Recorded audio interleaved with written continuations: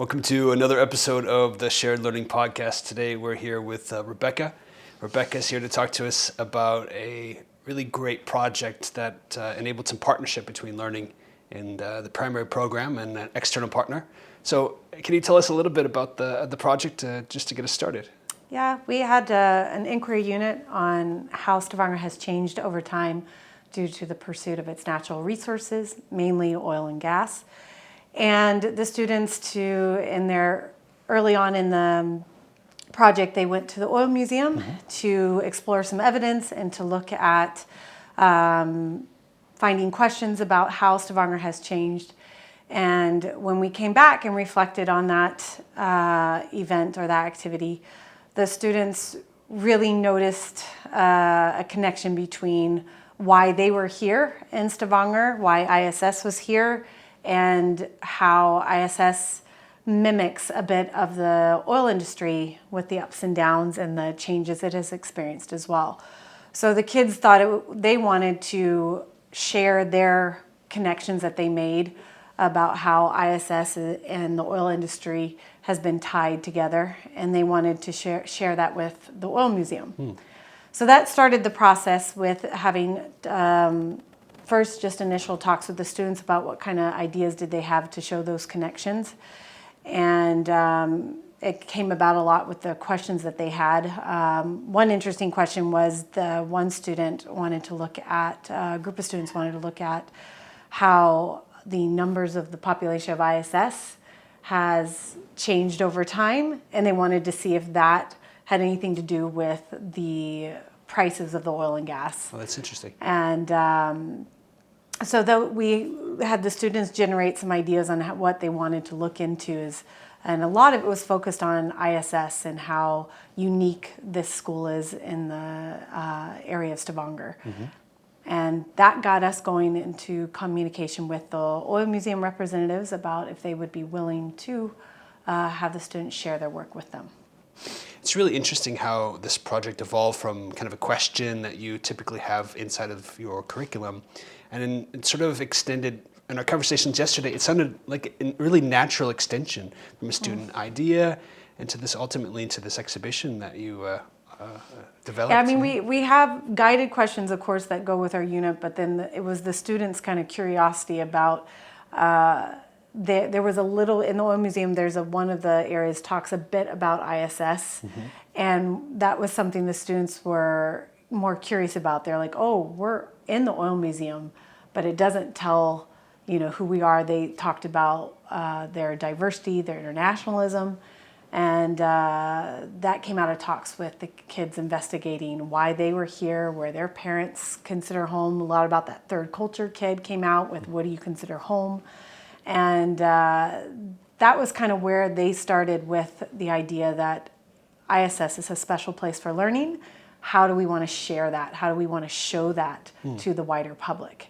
And when they kind of got excited about the possibility that they could do this outside of ISS, they're used to bringing parents in, bringing kids in and at ISS and sharing their work. But the idea that this would be outside of ISS for the wider community, that really got them motivated in different ways, actually, than you would see just in a normal share at school. What were some of the things that you noticed when students realized, oh, this is going to be for a real audience? Somebody's going to come see my work.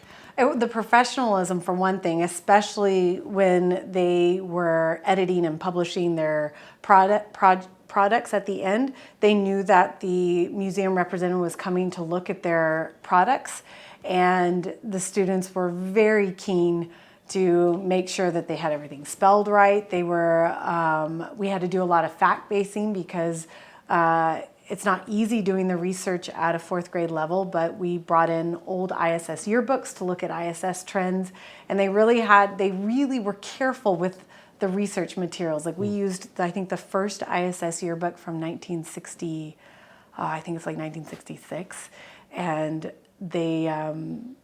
you saw the kind of care and kind of the almost like they didn't almost want to touch it. So they were telling me to you turn the pages, and they were very careful with this because it felt more professional to them, not only because they knew it was going outside the school, but also because this was primary resources they were using. And I did eventually find the copy digitally, so I'll remember that for future. But it was kind of cool to hold in their hands an authentic yearbook from ISS, the first one ever. That was really cool.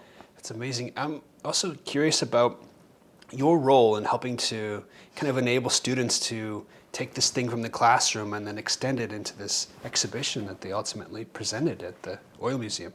What was your role, and how did it work where you were able to, develop those kinds of partnerships with the Oil Museum? Well, we were really just facilitators because we did a lot of brainstorming with the students about what they were interested in and trying to make sure that it connected. And they chose kind of the mediums of how they wanted to research. We supported them by getting materials and also making sure that they were fact-basing.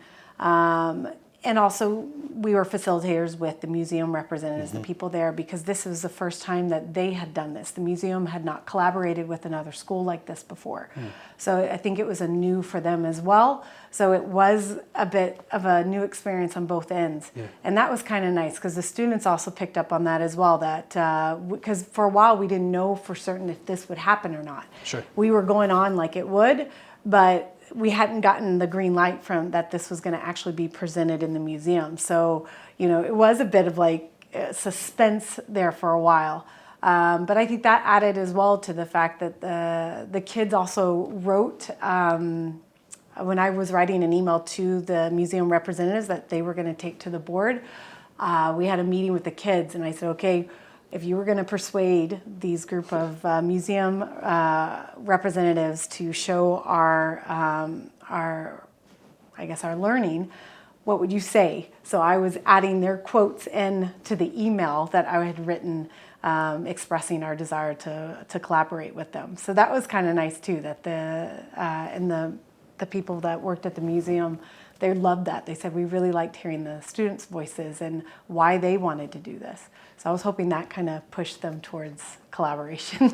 It's such a great, authentic experience for students as well. It's not just the product or the research that went into the product, but it's also, like you say, the kind of behind the scenes work, the communications that have to be done to make sure that projects like this can take place. It's a really great experience. Yeah, I mean, we started this in October, and so we went to the museum in November, and then communications before the winter holidays, but we didn't get the clarification that this was a go until I think like January or February, and then it kept getting postponed for the exhibition date, and then it ended up happening in March, so that was really nice. And it'll be up all summer, so people can go and look at it. So one last question. First of all, what was it like? I saw some pictures and heard some stories of the toast and the inaugural event. Yeah. What was it like for the students to be able to see their work in person, to go there and actually get that celebration? Oh, it was really cool because when we got there, they actually gave the students some drinks, like the apple juice and this other type of soft. And right away, the students felt like, oh, this is quite formal. Yeah. And they had a presentation from the head of the museum, and they got to answer questions and talk a little bit about the project, and then they got to go and see the final exhibition, and the parents were invited as well, and the students, it was kind of a going back down memory lane for them because they had done this project in the fall, and now it was in its fruition and being displayed. And so a lot of them were going back memory lane thinking, oh, I remember this. Do you remember this? And then it was really interesting to hear both the kids explaining to their parents, because the parents hadn't seen this at all. Oh, yeah. So it was the first time for the parents because we didn't display this at all at school. So it was, I think it made an impression. The kids are reflecting right now. They're writing letters to fourth graders coming up next year. And a lot of them, that is their big highlight from the year. They've all talked about this experience as being one that they're going to remember and take away with them. So I hope that is the purpose of it, that they will take away and remember it. Thank you so much for sharing this project. Where can we go see it? It's in the museum at the Stavanger Oljemuseum, and then it's you have to go up. It's in the second floor, so it's the second floor of the museum, and they do have a sign that says where to go, and you can always ask if you're not sure. But it's straight through and up a stairwell to the right. And it will be there throughout the summer? Throughout the summer. So I hope people go and see it because it is really neat. That's fantastic. Rebecca, thanks so much for our conversation today. It's been great. Now we're going to hear from Vicki Jones, who will be telling us a little bit more about these student projects in the classroom upstairs. So the students wanted to explain the purpose for their projects and their learning impacts by showing these reflective videos. In our Curia unit, we investigated Stavanger's oil history. We wanted to see how Stavanger has changed over time. To show our understanding, we made a timeline of the important events to show our understanding. We wanted to study ISS because it was one of the big effects of finding oil in the North Sea. We had a lot of fun looking through the yearbooks, especially the first one that was made in 1966. The big impact that was that there were many changes to Stavanger due to the oil, especially ISS and expats. So this is a map of where everybody's from in ISS, from grade 2 to grade 5. Basically all of primary school, adding second grade. So this is from here. It shows here. It shows if you see here, every pin is for one. It's where everyone's from. This is the ISS student population, and me and Ashita made a graph to show it. In the beginning of ISS, there's only 42 people, and then it rises to 522, and it rises to 550, and it goes even higher to 750, and the highest we have gone up in the school is 801, which was in 2012 to 2013. Then it falls to 530, and then last year we had 508 people at the school. So our group wanted to find out how many people were from different countries due to the pursuit of oil. Many people have come to Stavanger, and this is an international school. So we went around data collecting, and it was a bit hard because some people were from different countries and we had to ask them. We have been exploring how Stavanger has changed because of the discovery of oil in the North Sea. I was very interested in ISS and how all the different locations and how it has changed. I used Google SketchUp to create 3 different models of ISS at different times. This one is our current location, and I started off by using Google Earth and getting the area and the perimeter of the school. Then I built up from there. We learned about the changes of Stavanger due to the produce of oil. ISS is one of those changes, so we decided to write about why we like ISS. I did a portrait of a learner.